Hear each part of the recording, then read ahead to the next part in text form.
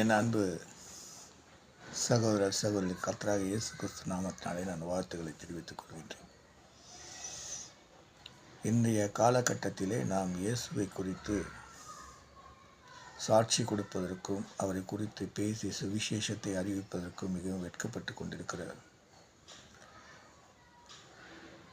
நாம் யாவரும் இயேசுவுடைய சீடர்களாக்கப்பட்டிருக்கிறோம் என்பதை உணர்ந்திருக்க வேண்டும் என்பதை நான் இங்கே வலியுறுத்தி அதை பதிவு செய்ய விருப்பப்படுகின்றேன்.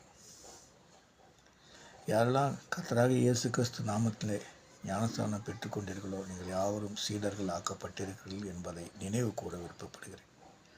மத்தேயு 28ஆம் அதிகாரத்திலே 18 20 வரைக்கும் நீ வாசித்து பார்த்தீர்கள் சொன்னால் இயேசுவே சொல்லியிருக்கிறார் தன்னுடைய சீடர்களிடத்திலே, நீங்கள் புறப்பட்டு போய் சகல ஜாதிகளையும் பிதா குமாரன் பரிசுத்த நாமத்தினால ஞானஸ்தானம் கொடுத்து அவருடைய சீடராக்கும்படி. நாம் அவ்வாறு சீடராக்கப்பட்ட அந்த வழியில் வந்திருக்கிற நாம் இயேசு குறித்து சாட்சி சொல்வதிலையும் அவரை குறித்து பிரசங்கம் பண்ணுவதிலும் வெட்கப்பட்டு கொண்டிருக்கிறோம். நான் உங்களுக்கு சொல்லுகிறேன், நீங்கள் எங்கேயும் வெளியே புறப்பட்டு போய் சுவிசேஷத்தை அறிவிக்க வேண்டிய காலகட்டத்திலே இல்லை.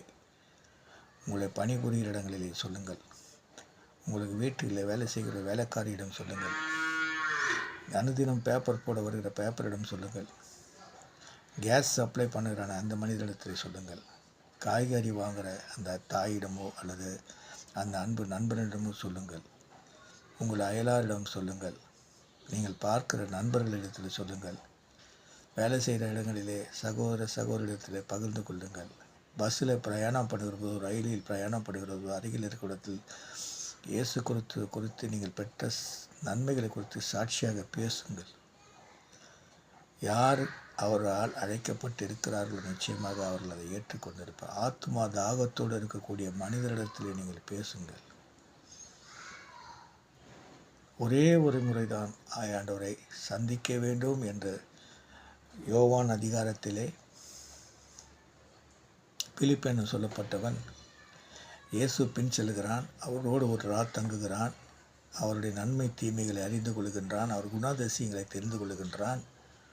உடனே புறப்பட்டு போய் அவன் அதை சுவிசேஷமாக அறிவிக்கிறான். அது பாருங்கள், யோவான் 1:46 உடனே புறப்பட்டு போய் பிலிப்பு நாத்தான் வேலை கண்டு, நியாயப்பிரமாணம் மோசையின் தீர்க்கதரிசிகள் எழுதியிருக்கிறதை கண்டோம், அவர் மோசையின் குமாரனாகிய நசரேத்தினாகிய இயேசு என்றான். அவரோடு மற்ற சீடர்களைப் போல் பல ஆண்டுகள் பழகவில்லை.